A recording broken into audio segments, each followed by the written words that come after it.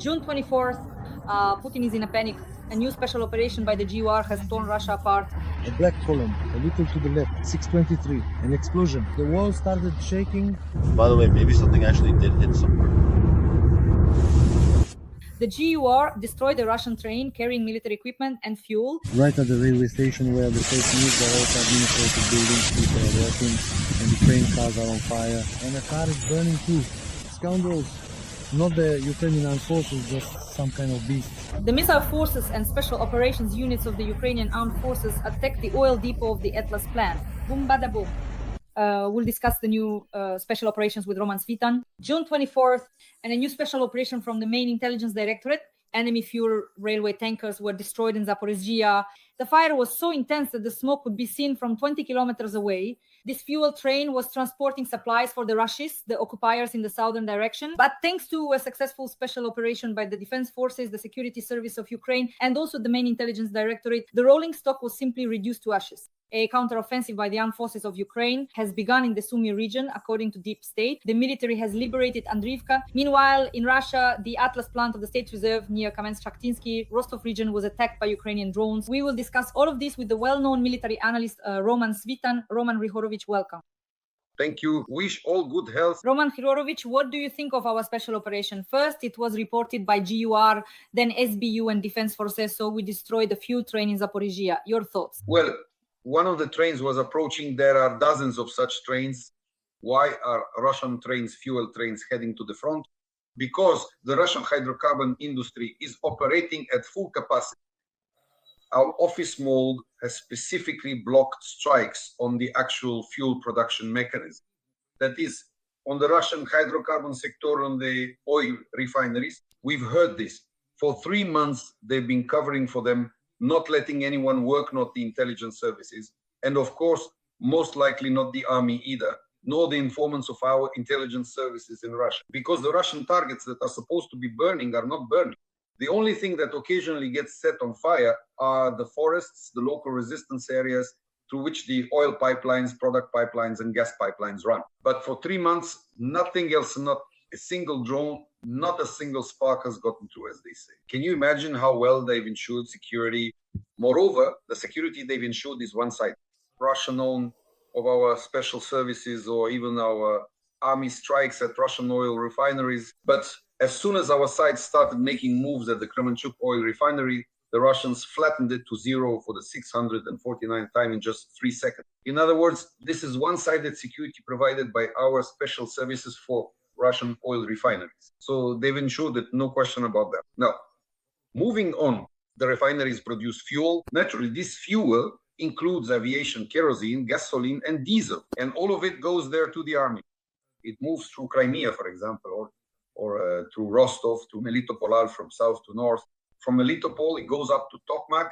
And here, it seems the special services, though it's not clear exactly who finally took out this train. Couldn't this have been done earlier? Why go through all the trouble with the trains, for example, if they could have just taken out the Novoshakhtinsk oil refinery? I mean, yes, they did stop part of it, some barrels burned, but the main portion of the fuel got through, and Russian tanks, vehicles, and planes are still operating. The Russians are currently receiving quite a large amount of oil revenue in dollars, especially since Israel, so to speak, helped out their Russian brothers. They raised the price of oil in the Middle East. Now they're practically shoveling dollars their way. So yes, those few barrels, of course, our guys did a good job dealing with the aftermath, but not the main problem. To solve the main issue, you have to hit the oil refinery. That's why the security service was involved. That's the security services of the Russian hydrocarbon sector. The SBU is quite interesting in this regard because it ended up ensuring the security of Russian hydrocarbons. And here, it's our guys who are struggling, God forbid. These are the groups that go in there and risk their lives to blow up Russian trains. Just imagine, you could have destroyed that oil refinery in Novoshakhtinsk with drones. But instead, a group has to go in to blow something up near Tokmak, about 50 kilometers away, going deep into enemy territory. So there are definitely some questions for our special services. What I mean is, first of all, they ensure the safety of Russians. And second, they didn't arrest those politicians who were tasked with ensuring the safety of Russians. What were they supposed to do? They were supposed to ensure, or rather, they were supposed to arrest anyone who, according to our criminal code, through their actions directly violate sovereignty, territorial integrity, defense capability, and so on and so forth. But they didn't do that. So basically, it's like the cats aren't catching the mice. And if the cats aren't catching the mice, then in the end, the cat gets thrown out. What's the point of her staying at home then? So those who are eliminating the consequences of Russian oil refineries production on our front line are doing the right thing. But again, let me repeat, this is just a few barrels out of thousands of barrels that come in, and shame on those who don't destroy the Russian oil refining industry. Dear audience, please like this video. In the comments, write a few kind words in support of Ukraine, as well as your location where you're watching us from, and share your thoughts on the situation overall. In Russia, the Atlas Reserve plant near Kamensk-Shakhtinsky in the Rostov region is on fire, according to the Crimean Wind Monitoring Group, citing satellite imagery data, attacked by drones. Roman Grigorievich, the floor is yours. Well, at least these are reserves, so it's not as bad. But again, how many barrels do they have? They have thousands of barrels filled with diesel, gasoline, and aviation kerosene. Well, they burned some now, no question. Good job they managed to reach them with drones. They got there and burned the barrels. How many of those do they have? How many do they have left? So 1,000 barrels are still left. So what's the point? What's the use of burning them? Just go and ruin the drones. They should be burning the Novoshakhtinsk oil refinery. There are several oil refineries in Rostov that specifically produce gasoline and basically fill up this very oil depot. Well, let's say they burn down the oil depot, even if they completely burned it down. That's it. Now they'll just pour that gasoline directly into barrels and send it, or diesel, especially diesel, send it to the front. That's all there is to it. So they've destroyed the transshipment mechanism. Again, that's just a byproduct, meaning it's a consequence. The main objective, the main task is to destroy the oil refineries. They have 1,000 barrels, dozens of oil refineries, and the main ones that produce, how many are there? Somewhere around 30, about 30 oil refineries that can be destroyed by the same drone that fell on one of the barrels today. And there are still thousands of barrels left. So this doesn't solve the problem.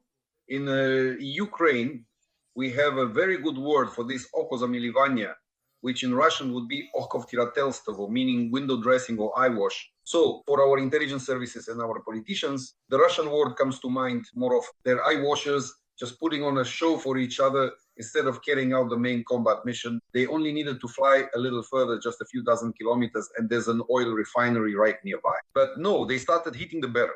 Well, good job, fine. By the way, it's the same story as when they hit the train. All right, it's smoking. So what does that mean? Just for show? The problem wasn't solved. So the Russian army still has gasoline, diesel, and aviation kerosene, just like before.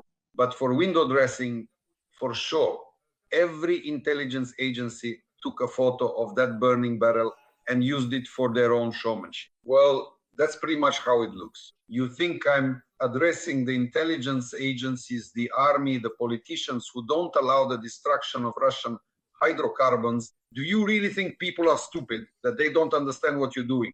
So instead of striking the oil refineries, you're just putting on a show for each other, because you definitely won't fool us with that. We understand perfectly well that you simply covered for Russian hydrocarbons to let the Russian economy make huge amounts of money. Hydrocarbons bring Russians $3 trillion a year. For a small cut, as I understand it, the intelligence agencies decided to provide security. As I already said, the security service of hydrocarbons, that's roughly how it looks at the moment. This concerns all intelligence agencies. That includes the main intelligence directorate, the foreign intelligence service, the army, and of course the office. How could we do without the office? No matter where you speak, you're bound to hit someone from our office Khaganate right in the face. In other words, they're everywhere here, always managing to butt in with their 2 cents in 3 seconds. And in the end, those 2 cents end up hitting our guys on the front line, because that diesel fuel will eventually end up in a tank that kills our boys at the front. That's how it works. And if you're providing security for someone, for the Russians, for example, then go ahead and replace all our guys, the entire security service, the main intelligence directorate, the foreign intelligence service, the Ministry of Internal Affairs. 500,000 freeloaders will then go out to the line of contact, provide security for the Russians and their hydrocarbons.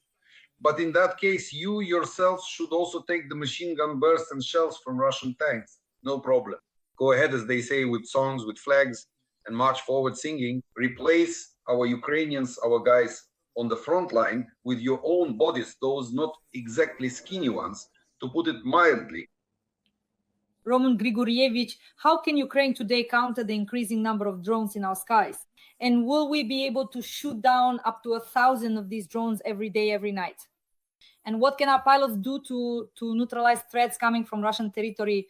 Because we see that Putin has simply started to terrorize the civilian population. Every night there are ballistic missiles, rockets, cruise missiles, and drones, and homes in Kyiv are being destroyed. It's simply a horrifying picture. And all of this has increased since Trump came to power. But what should we do from a military standpoint right now? All of this didn't increase with Trump's arrival. It all escalated after the negotiation platform was launched.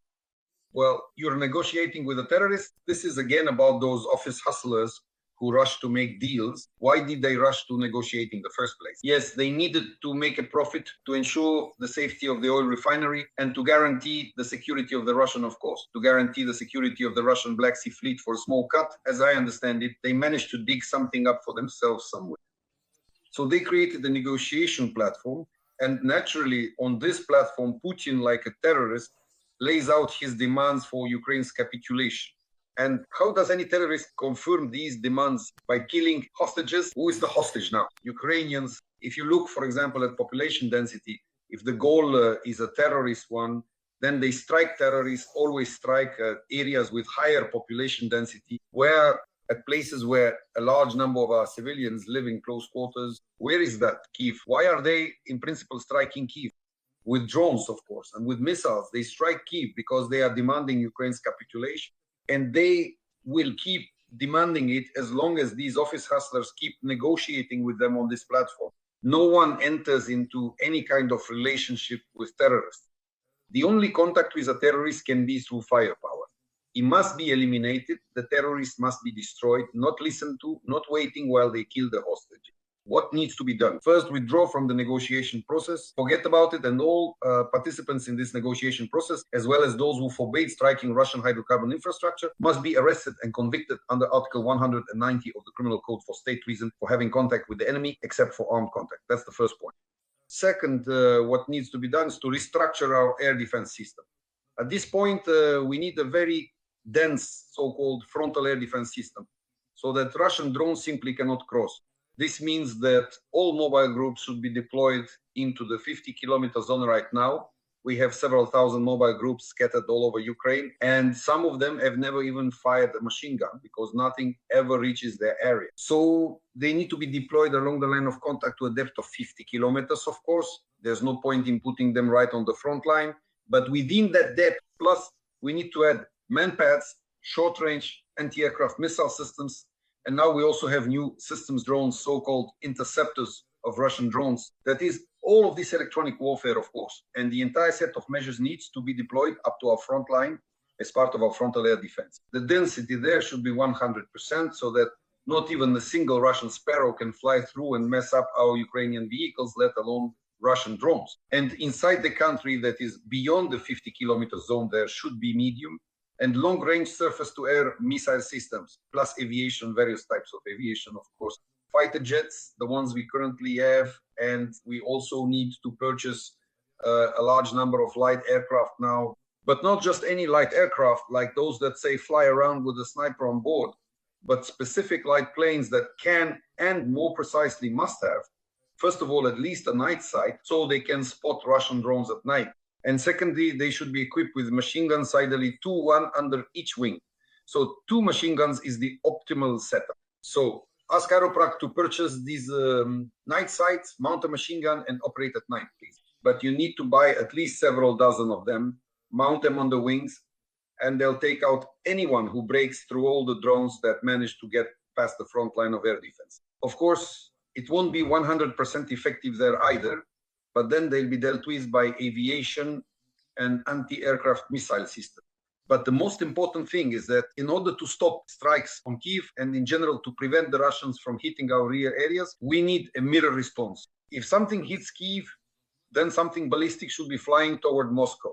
If something hits Kharkiv, then something should be flying toward Moscow. If something hits Dnipro, Kherson, or Odessa, everything should immediately go to Moscow, straight to the Kremlin. One missile comes into Kyiv, 10 missiles go to the Kremlin. Only in this mode, only with this kind of mirror response, will the Russians stop attacking. They're like Pavlov's dogs.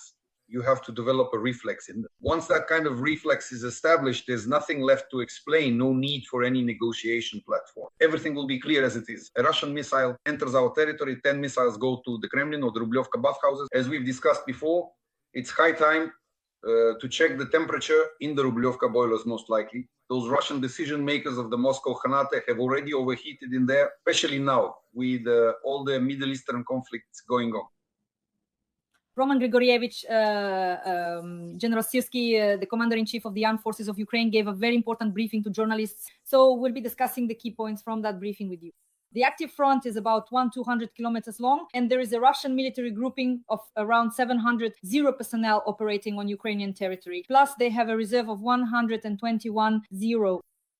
The situation in the main directions. In Sumy region, the enemy is trying to capture Yunakivka and is advancing in the areas of Andriivka and Alexeyevka. The Kondratovka line has been stabilized. Andriivka is under our control. He goes on to say that we have fortifications and that Sumy region is a priority in terms of fortifications. Moreover, he says that we need to increase our air defense system. Currently, the effectiveness of destroying drones is about 82%, and this needs to be improved. Mobile fire groups remain relevant with an effectiveness of up to 40%.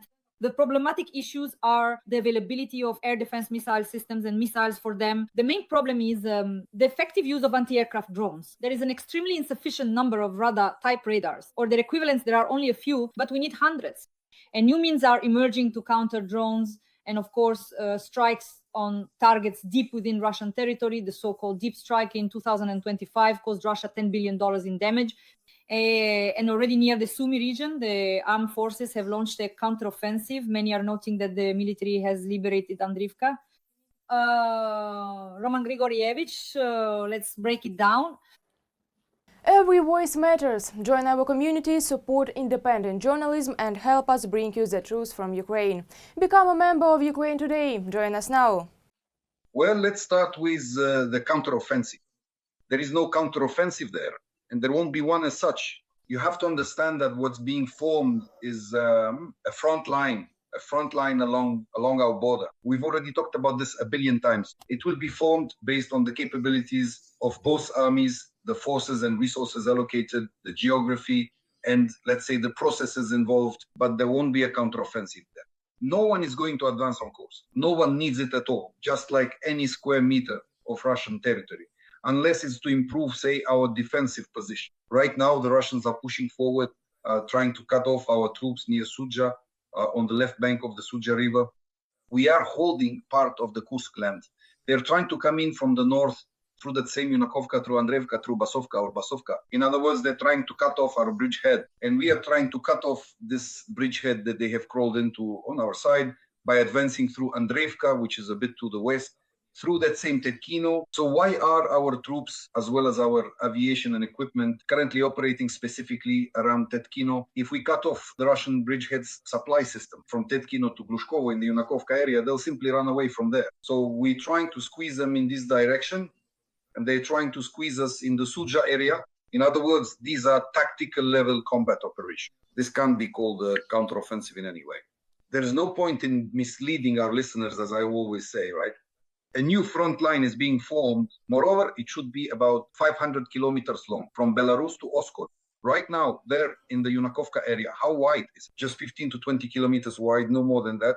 So it still needs to be stretched, and there's a lot of work to be done in this direction. But this direction is not so-called strategic for either us or the Russians. There is no strategic initiative. Neither we nor the Russians can have one. They don't have enough forces or resources to advance in this direction. Their main objective right now is to capture Donetsk region and parts of Zaporizhia and Luhansk. That's it. This is their objective for the summer military campaign. That's why they'll be stuck in Donetsk region, from Pokrovsk to Kostiantynivka to Siversk. All summer long, we'll be talking about this. As for the Sumy direction, for now, it's simply about establishing a linear line of demarcation, a line of combat contact on the northern front. What Syrskyi says about air defense systems, well, we've talked about that too. The only question, he's saying everything correctly, the question is the location of these groups, the location of these interception systems. We have a large territory. If we had a small territory, we could cover all of it. let's say. But that's not possible. We have 600,000 square kilometers of Ukrainian territory. 600,000, try covering all of that. It's just not, it's unrealistic. So we need to build a frontal air defense system to prevent Russian drones and cruise missiles from simply flying into our territory. This is a frontal system covering a depth of 50 kilometers. The optimal option now is to deploy it as part of core formations, with the core being deployed along the borderline at present. And within these core, air defense units should be brought under unified command, for example, under the same person, say, under the unified command of someone like Magyar.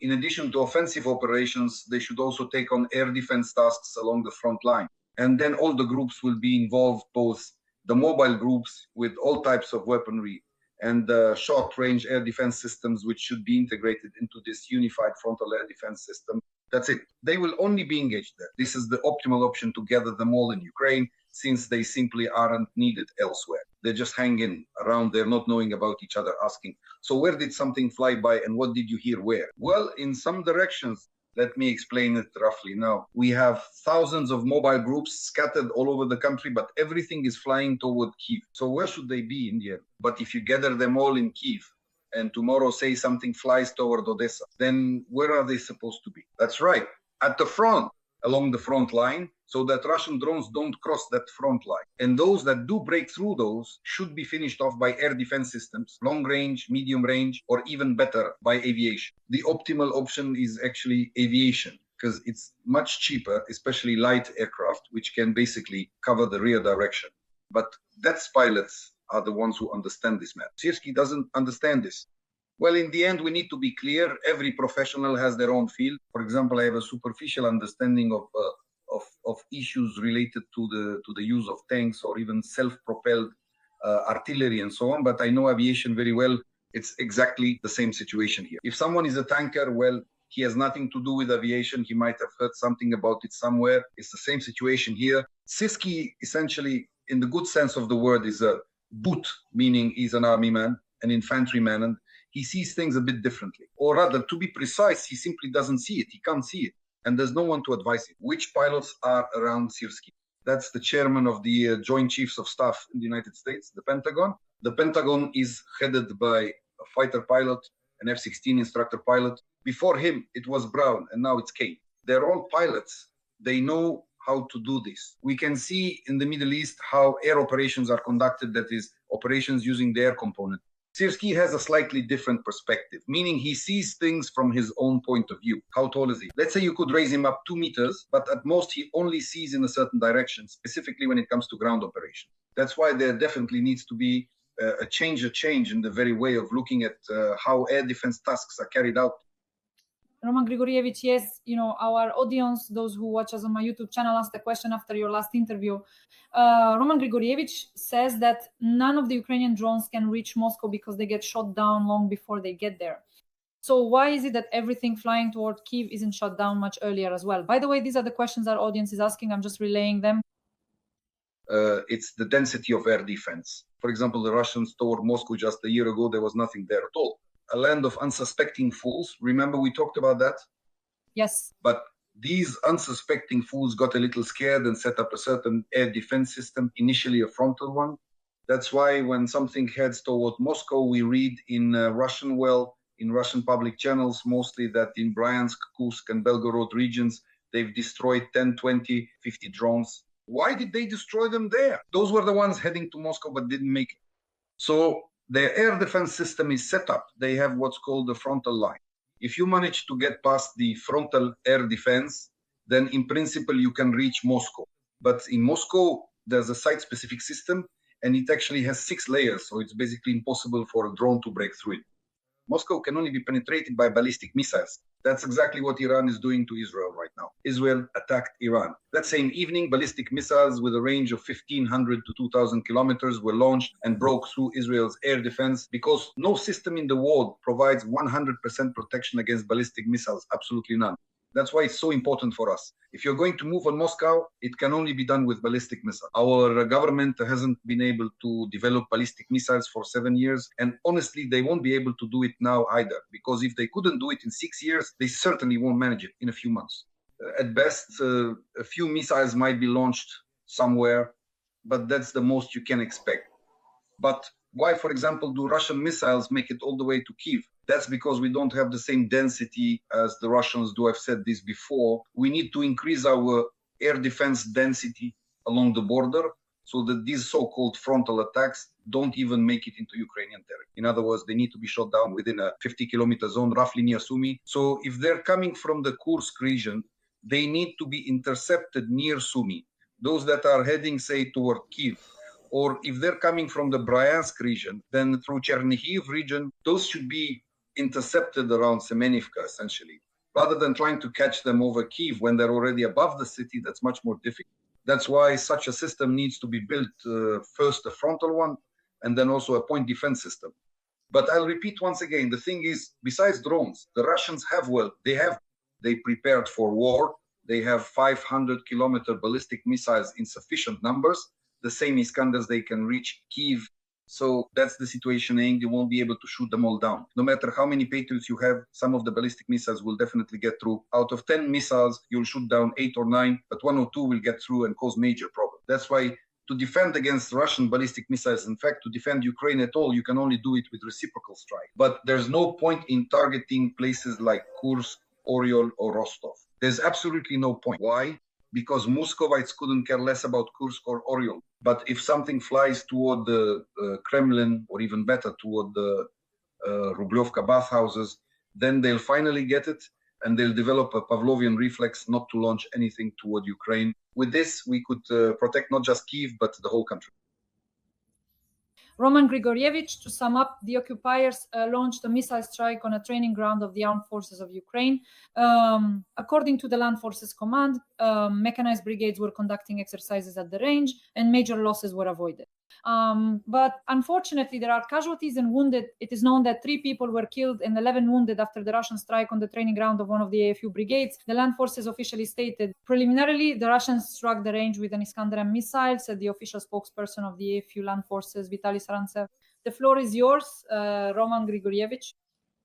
Well, the video that the Russians distributed, judging by, well, at least outwardly, that's most likely how it is. They struck with an Iskander, a cluster Iskander, which hit almost the entire training ground. Moreover, the footage was from a drone, which for the most part was also guiding the strike. Mainly the forepost is used for this. Well, either the forepost or some other Russian-made drone. I mean, well, actually, the forepost is Israeli. The Israelis once built a factory, and now the Russians are using the Israeli forepost. So they guided the Iskander. But again, the question is, why target the training ground? The training ground is within a 500-kilometer zone. We really should have moved all our training grounds out of range of Russia's main ballistic missiles a long time ago. Well, you can't really hide from the Kinzhal missiles. They have a range of 2,000 kilometers, but at least with the Kinzhal, you can see when a MiG-31 takes off, and the flight time is up to about 10 minutes. So basically, you have at least half an hour to scatter, so to speak. With the Iskander missile, the flight time is 3 to 4 minutes. Try digging yourself in within 3 seconds. It won't work, even if you really want to. 3 to 4 minutes is the Iskander's flight time from Crimea to Kherson, well, to Kherson, or really in any direction for that matter. That's why there simply shouldn't be any of these training grounds within a 500-kilometer zone. Do your training, move your permanent deployment points outside the 500-kilometer zone. It's easy to do. Just map it out and carry out your personnel training tasks there. Everything within the 500-kilometer zone should be dispersed, completely and absolutely dispersed. If you're going to conduct combat coordination, then it's best to do it outside the 500-kilometer zone. This is the responsibility of the Minister of Defense. This is the entire system related to training grounds, recruitment centers, and so on. In other words, this is all the Ministry of Defense. Who else? Who there actually understands this? Umerov, seriously, what does he even know about this? So the problem lies in the professional and business qualities of our ministers and our Ministry of Defense, who, even in the 12th year of the war, still haven't grasped such a basic fundamental truth. Dear audience, please give this video a like. Together with the well-known military analyst Roman Svitan, we meet on my YouTube channel Dasha 3 times a week, Monday, Wednesday, and Friday to discuss current military and political events. Roman Grigorievich, thank you. And as always, see you again this Wednesday.